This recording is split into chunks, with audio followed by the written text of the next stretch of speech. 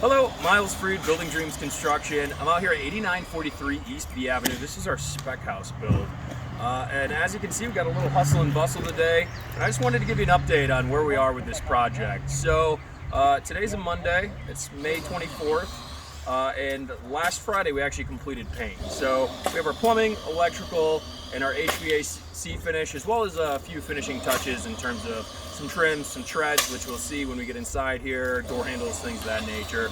But before we go inside, let's just do a quick recap of what we got going outside. So we had most of our siding completely finished here beforehand. We had to pour that porch cap, and there was a few siding things that went in hand with that in order for us to finish that little area up. But if you notice here, the guys are digging in a little black tiling. And basically what that's doing is that black tiling takes that water from the top of your roof, it gets captured into your gutters and to your downspouts, and then instead of just doing a little 4-foot kick out or a couple foot kick out that you end up removing, so you know when you're mowing you can get underneath there, it takes in this tiling and then it runs it downhill and it pops out somewhere else. So it's out of sight, out of mind, and then you can go through and you can mow later and have no issues. So let's step inside now, and I'm going to show you a few things that we're doing inside to bring this project together. But before I do that, I actually want to comment that if you've watched our videos, or if you haven't had a chance to watch our videos, take a look back. We've actually done a series right basically from groundbreaking here, and there's a few really cool, unique features of this home that we touched on, we kind of do some education on, specifically speaking to the permanent wood foundation. And today it's hot, but there was a time when we were in the middle of the coldest part of winter and we were pouring concrete. And I teach you on how we actually do that properly with our ground thawing unit. But without further ado, let's step inside, and I got a couple things I want to show you guys. Okay, so stepping inside here, you're currently positioned in the garage. But coming on up, you come straight into the landing. Here's the door to the exterior. If you remember, this is a bi-level, so what that means is you come in and you're about halfway between your main level and your lower level. So there's two things I want to touch on here. I got Al with me. He's our finish carpenter and our lead carpenter. He's a crafty guy, right? So he's basically the guy who brings all the little pieces together and makes them look nice. So let's quickly talk, Al, about what's right behind us here. So this is something that we kind of added just to give it a little flair. What are we looking at here? Kind of like an old farmhouse look. Yeah. Basically. You know, we'll put some hooks up here. You can hang your hat, your coats. We're going to build a bench. Take your shoes off, and then you can go in the house and enjoy yourself. Cool. So a little spot to come in, get whatever you have off, your shoes, sit down and everything. And then, which kind of leads us to our next part here, which is our stairs, which we have a tread and riser, a hard tread and riser, which we're going to do a stained tread with a painted white riser. And Dad, if you want to come in and perhaps swing around, we can kind of get a little more detail on what we got going on here. But basically, we have this nice hardwood tread here, which we're going to stain and you're currently installing. And part of the installation process, which I'll let you walk us through, but kind of give us a quick little cap of what you got going on here, because there's a couple unique things that you've got going. Well, we cut the tread to fit in between, our stringers. Help me out. Skirt board. Skirt boards, yes, skirt board. And then I put some construction adhesive down on the stringers and install the board, drill the holes out, and then make some plugs. And that's what I'm currently doing now, putting these plugs in. So you can see we're doing a pre-drill. By the time I'm done, they'll virtually be impossible to see. So correct me if I'm wrong here, Al. We have the tread installed with some glue. We're pre-drilling our holes. We're putting our screw inside that hole, and then you have this board here, and you have a tool that's allowing you to cut out your own plugs, right? So this is just a leftover scrap piece of the tread. So we're getting the exact product that's already there for the tread. We're using it as a cap. So you tap that down, and I was seeing you do this earlier. Create your plug. Pop them out. Pop it out like that, and then you get it and you tap it down into that spot, right? Put glue on there. A little glue, tap it down, and then I saw you had a knife that you were using, a little saw. Chinese saw. So a little saw here, and that just goes completely flat onto the tread, and that cuts it so that you're nice and smooth and flat. And then if there's a little gap, you're using a little wood filler. Yes. Is that basically right? So we get a real nice, crisp, even tread, as close to invisible installation as possible, right? Yeah. Pretty much. Anything Better than seeing on that hole. Yeah, I think this looks great. So we're matching our half wall cap here with our tread, so that'll go hand in hand too. Which you can see, another feature that we kind of changed halfway through here is we did have this planned on being a full wall, but once you walked in here, you could really just tell that you wanted a little bit more space. So we made this into a half full, and when you walk in, it really does open it up. And when we step upstairs, you'll see this same kind of feeling for the kitchen. Before we step upstairs, can we actually talk about the garage? I don't think we were talking about our garage. I've definitely talked about the garage real quick. Let's spin around right here and Yeah. just talk about this garage. Yeah, so I have talked about the garage a few times, but there's a lot of people out there who really appreciate a good garage. What makes this garage nice? One of the best things about this garage is it's actually fully insulated and fully finished garage. So there's insulation behind the walls, there's insulation in the ceiling here, and then it's drywall as well. So drywall, mud, and finish painted. So you actually have a really nice garage that you get to drive your car into as well. A nice insulated garage door as well. So good, awesome. Let's step upstairs and let's keep on. All right, yeah, I'm gonna come slide by you here.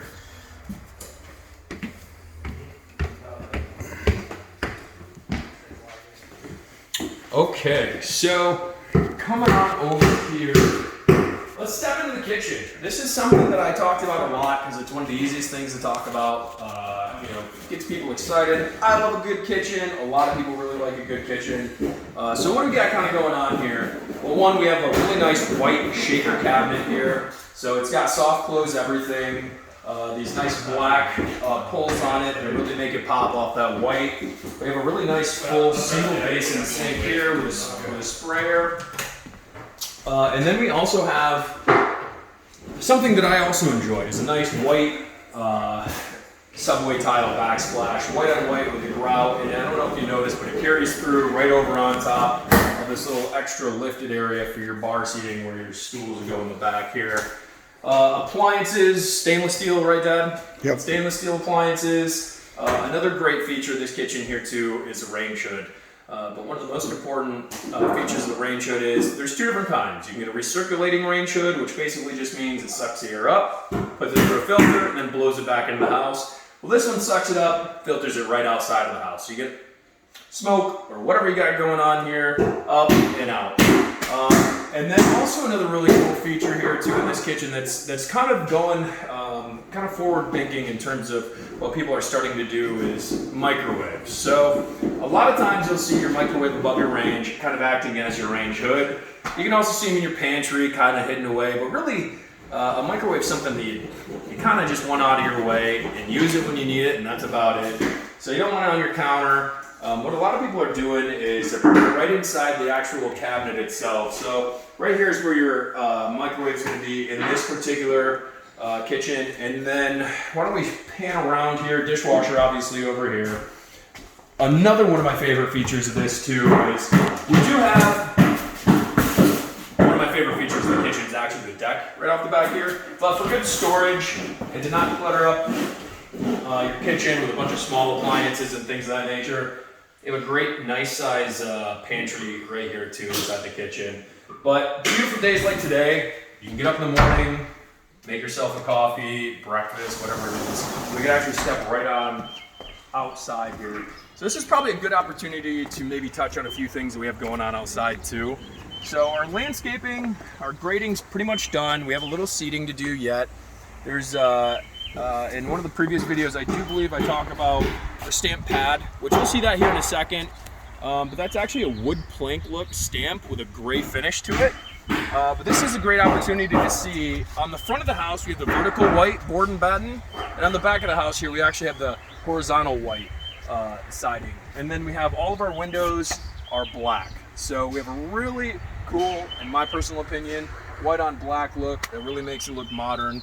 So let's step on back through, let's go through these rooms upstairs, and then we'll talk about the basement, which is basically your entire master suite. So come on through here, Dad. There's a few pieces of things around here, so be careful where you're stepping. But you come right on in and you have this really nice storage area here, as well as like a little linen closet here. So stuff that you want to hide, you can put here, and if you want to have anything kind of out that you can see, maybe like some kid stuff or whatever. You got here, if you want to swing around, you can see the bathroom, which we have our plumber in here working, so it's a little busy right now. But you can see it's a full-size bathroom, and in the videos I talk about this vanity, which is really cool and unique to me. It's got actually right on the inside here, I'll hop in and I'll show you. It's got, you open up the base of this vanity here, and this drawer pulls out, and you actually can plug in, let's say a hairdryer, right? You plug your hairdryer in, the hairdryer goes right here, you push it back in, and then it's out of sight. You put your cords and everything in there. That way you don't have all your cords and everything stuck up on top of the vanity. I think if you open those other drawers up too, I think they've got a lot of stuff in them too. Yeah, organizers. So a lot of organizers in here. Thanks, Dad, for reminding me of that. Really cool. I really like these vanities. Sometimes it's the simple things in a home that really set it apart. So let's go into one of the bathrooms. So this is one of the bathrooms here on the main level. Let's open it up. You so mean we don't have the bedroom? rods in here yet, but this is your closet in here. We'll have a set of 2 rods going across for you to hang your clothes, and obviously the 2 shelves here. And then let's go over to the other bedroom. Approximately the size on these bedrooms, Miles? Maybe you can help me out with this. Is it The- 10 by 12? they're like in 12 this by 12. room, and this one's 12 by 12. They're both 12 by 12. This one's a little smaller because of the doorway. Other than that, they're pretty equal. So we got our electrician in here installing a ceiling fan. Yep. Cool. So we Let's got talk to him. some fan with lights. Yeah. So what questions do you have, Dad? Well, basically, you guys still seeing a lot of ceiling fans in bedrooms and stuff. Absolutely. That's something that hasn't really changed, right? I mean, we see a lot of changes in our industry, but we've been putting ceiling fans in bedrooms for quite some time, right?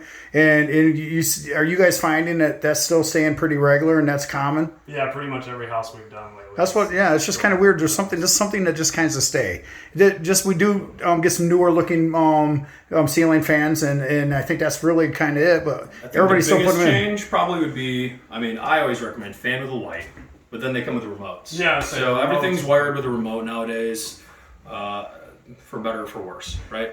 So cool. Awesome. Thanks for taking a second and being part of the video. And then we'll just quickly showcase the closet here, which this closet is a little bit different size than that other one. It's actually really wide. So you have a really nice long bar that'll go here, great storage up on top of the shelf here, and then some floor storage if need be as well. So let's go down to a really cool level.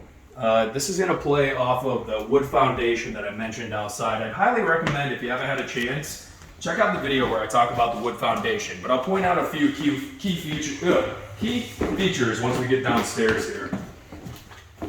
So come on down.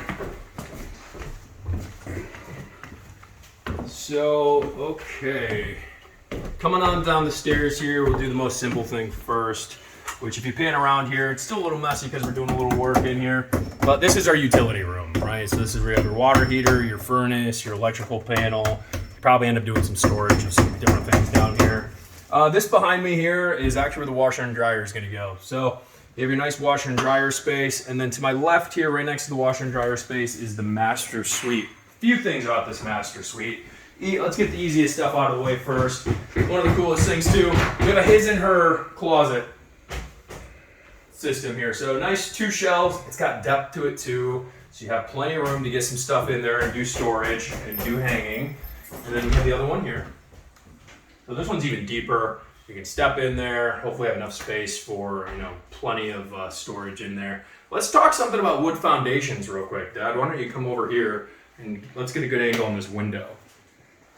So let's talk poured wall real quick and how they would do a daylight like this. So what you typically do is you do your daylight wall, your foundation wall, which would be 4 foot, generally speaking. And that wall is 8 inches. So what you would have is, where this wall is, you'd have an 8-inch wall, 4 foot high, let's just say it's here. So that wall would be here. And then in order to meet energy codes, you'd have to frame a wall on the inside of that, 2x4 wall. And then you put your insulation right in that wall. So what you have is you have your 8-inch, and then you have another 4-inch coming off here all the way around. So that's all the way around the entire outside of this foundation, which would end up having a cap on it. My cat, I have one in my basement. My cat loves its little catwalk area. But you end up with this extra space that gets wasted in here. So what's different between a standard poured wall and a permanent wood foundation wall is our wall, wood foundation walls here, but we can actually put the insulation right into the studs, into the cavities, so we can get our R value that we need. So we don't have to build that interior energy wall, which gives us a different dimension on the lower part. So I wanted to briefly touch on that. Actually, this is a good opportunity too, where you can see that we're doing drywall returns. So I really like it. It's a good modern look. People are going back to it. Let's walk outside and let's talk. One question. How tall Yeah. are these walls in here? So these walls down here are 9 foot tall. And the main level? And the main level is 9 foot too. That's a good point. A lot of little things in this home. It's hard to hit them all. So you can see we have a little bulkhead run here, right? So your bulkhead is typically your HVAC runs. Generally speaking, you can get a little plumbing too. Basically, you'll have something run in here, you frame down under it, your drywall comes, and you finish everything underneath it. On an 8-foot foundation, which these generally speaking just roughly end up being about 12 inches or a foot, you have 8 foot down to 7 foot. But here, if you do have one, it's 9 foot down to 8, which 8 foot's quite tall. I'm 6'3", so you can see that there's tons of space. It really makes it feel spacious down here too. Let's touch on this connected bathroom here into the master suite. So LVT flooring in here, similar vanity as what we had upstairs. So you have the electrical tray down here. You have the drawers with all the little compartments and everything. You have a full-size tub shower unit. Let's sweep out into the Great room office. the great room office area. Yes, thank you, Dad. So come on through here, and just real quick, pan back around. I'm going to show this this stair. So just a little storage under here, nothing too crazy. But this is under your stair area. It gives you a nice little spots to store some extra materials. Nothing too crazy here, but here's a really cool feature. So you're on your master suite level. You have your washer and dryer and everything there, so you can get up. A lot of people are working from home now with COVID, so we actually have this space here that we kind of changed this design too, and we're thinking to ourselves, what's a good way to really incorporate that at-home work experience? So you can put your office in here, and during the office days, when you're trying to get work done, you can have these doors closed and keep yourself secluded and have work done.